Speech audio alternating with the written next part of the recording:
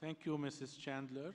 Our next speaker is Mr. Ian McKinnon, Chair of the New Zealand National Commission for UNESCO. Give you the floor.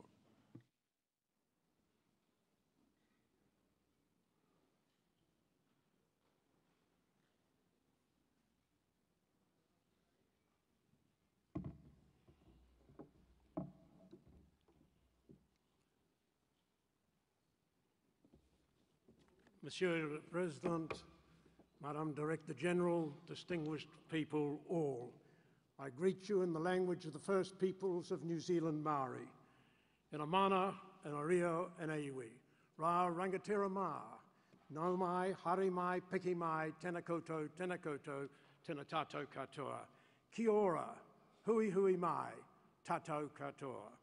And I particularly pass greetings to our friends in the Pacific. Kia orana, talofa lava, malay alalay, bula vanaka. Mr. President, New Zealand considers that UNESCO's mandate remains as relevant today as it did in 1946. This year and next year, New Zealand is serving on the United Nations Security Council. We are seeing firsthand the results when states and communities are at war. We are seeing conflicts that defy national borders, conflicts that draw on ideologies of hatred and violence.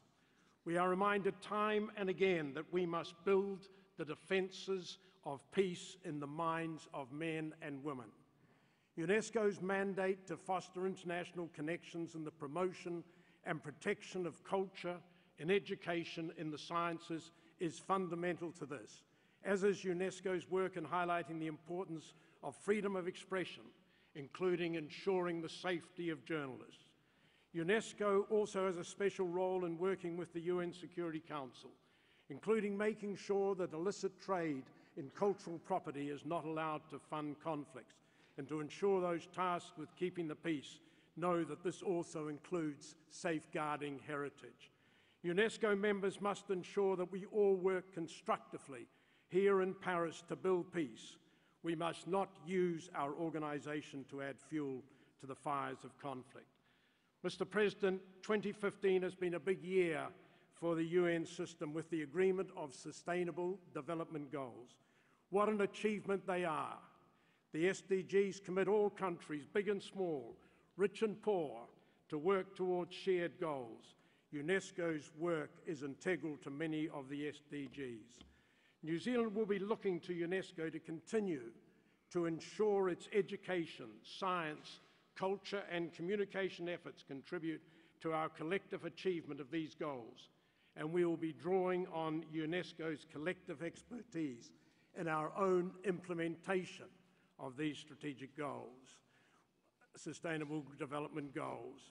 We acknowledge the work here of the APIA office in our region, and we also acknowledge the leadership of Etienne Clement in addressing issues affecting the area. We strongly support the views that SIDS interests must be accorded high priority. There is urgency. It is imperative that the actions outlined in the SIDS action plan be prioritised in UNESCO's programme and budget. We know that funds are tight, but so too is time. New Zealand, Mr. President, also wishes to commend UNESCO the emphasis it is placing on the importance of education, and was delighted and honoured to be present at the launch of the Education 2013 Framework for Action. While return on any investment is not necessarily immediate, investment in education always brings value to a society. We must not forget, taking the 1982 theme of Neil Postman, young people are the living messages we send to a time that we may in fact not see. UNESCO's role for 70 years is and continues to be to foster the development of creative and innovative ideas.